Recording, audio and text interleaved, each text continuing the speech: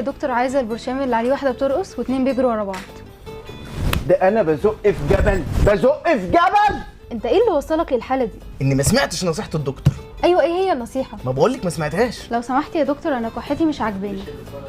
ولا عجباني انا كمان. لو سمحت يا دكتور، عايز حقنه للبرد. حضرتك حاسس بايه؟ حاسس بالغربه. دكتور انا عايزه حاجه عشان ضرسي ناقح عليا.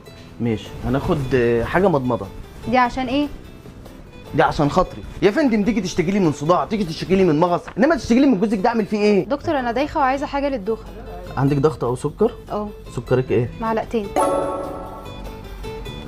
دكتوره لو سمحت، انا كنت تعبان قوي فخدت ازازه الدواء ده على مره واحده، هو هيحصل حاجه؟ لا مش هيحصل حاجه خالص. اطلب له الاسعاف بسرعه لو سمحت. عايزه ارجع الشامبو ده. خدتيه من مين؟ من الاستاذ اللي لابس الروب هناك ده. روب واستاذ؟ تعالي. لو سمحت ممكن اغير الكانولا الزرقاء دي بالبنك عشان الستوري.